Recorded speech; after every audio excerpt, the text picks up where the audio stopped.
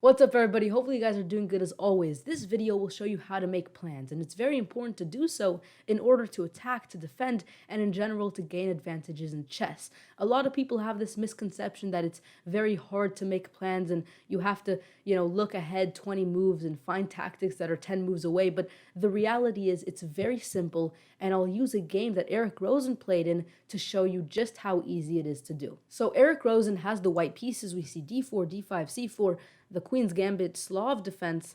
And what you'll notice is that in the opening, there's no need to make plans. In the opening, you're just following opening principles, you're developing, controlling the center, you're following theory. It's not the time in the game where you want to start making plans. The time where you want to make plans is definitely in the middle game to end game, because this is when the position is more complicated and making plans can be incredibly effective to gain advantages. And so here, you still just want to play normal moves.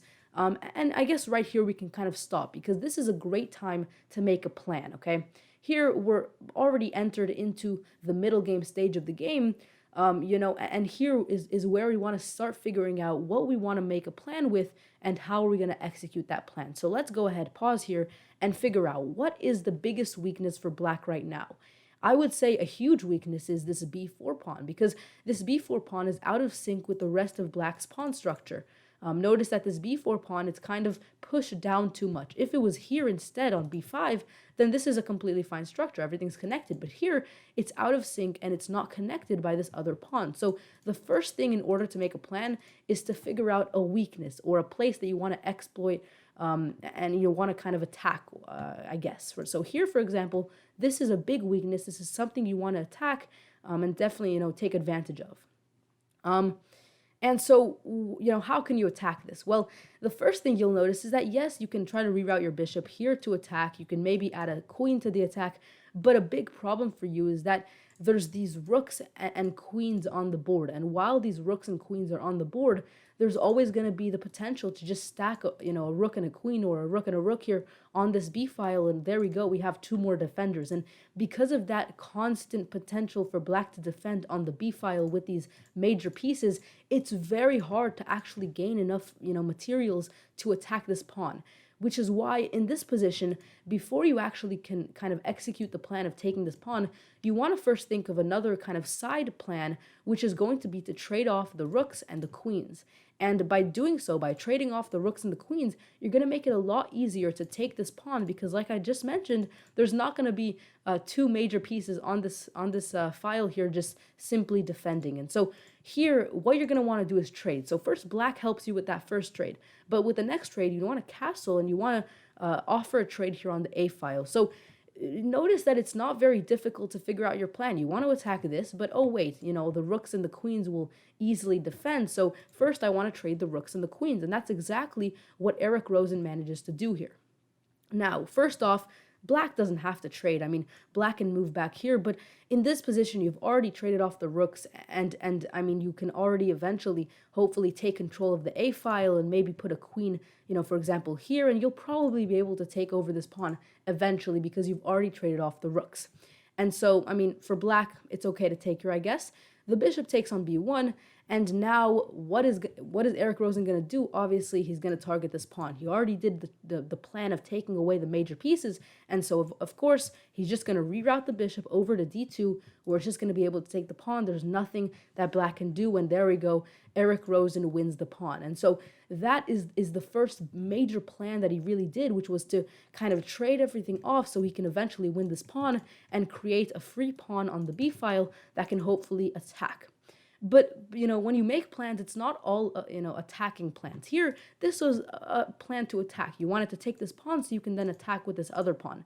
But here, as you'll notice in a second, here, this plan of playing h5 was a plan to defend. And let me explain why. Eric Rosen noticed that, yes, he wants to go ahead, maybe trade off these light square bishops and then, attack. But the problem is the knight comes to g4, it actually offers a bit of a problem, because black is most likely going to want to, start attacking heavily, already, maybe ideas of taking this pawn eventually. And the point is, black is going to try to counterattack on the king side.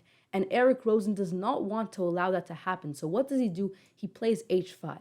The point is, black has this beautiful structure here where he has, 4 connected pawns on the king side of the board, and with the help of some minor pieces, it's going to be a lot of trouble. So what does he want to do? He wants to create these pawns into a couple of pawn islands. So for example, if black takes here, then notice that now there's 2 pawn islands here, and it's going to be much harder to attack. And in the actual game, we see f5, and then Eric Rosen takes, and again, he made 2 pawn islands, where now it's going to be much harder to attack. So this was definitely a plan to defend. You'll notice that you recognized that you have a weakness, right? This time it's kind of switched. You have the weakness in the sense that black has this huge attack that they're ready to attack with, and you don't have a great way to defend. So what do you do? Well, you play h5 with the plan of breaking up this pawn structure here. And so this is an example of a plan in order to defend rather than attack, but still give you an advantage. And so we see, like I mentioned, we see f5, and then the trade happens.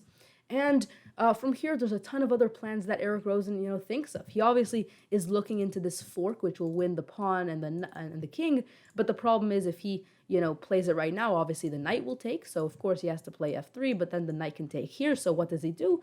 Well, he starts with playing the knight to f1, defending this pawn. And now, if black does nothing, or I guess that's not nothing, that's actually a good way to defend. But if black plays a move like this, for example, then now f3 followed by this fork is a danger for black. And so what happens here? Well, black obviously defends by moving the knight here to defend. And you'll notice that some plans just don't work out. And in this plan, he had a plan to try to take over, defend here and maybe take over this square, but it just didn't work out. And that's completely fine. It's important to make plans, but be okay with the fact that some of them just simply won't work out. And you'll notice he continues to try, but in the end, he realizes it's not going to work, and he kind of aborts that plan. Now here, he kind of moves over to the queen side, he takes this pawn, and now very simply just promotes the free pawn that he has, all from that, big weakness that we figured out with that pawn that was on b4 that he took, and now he can promote his own pawn. And so plans, as you see here, a perfect way to gain advantages later in the game, like this passed pawn that can now easily promote. And I'll let the game continue to run, but as you'll notice, it's a very simple endgame to win, and Eric Rosen obviously goes ahead and wins. As you'll see in just a moment, there we go. Checkmate is on the board. And so that was the video I have for you today. Hopefully you guys enjoyed, and hopefully you learned how to make a plan, and hopefully you implement it into your own game. If you did enjoy, make sure you guys subscribe for more content like this in the one goal of making you a better chess player. Also, make sure you guys like the video if you liked it, and comment down below ideas for future videos. Thank you guys so much for watching. I'll see you guys next time. Peace out.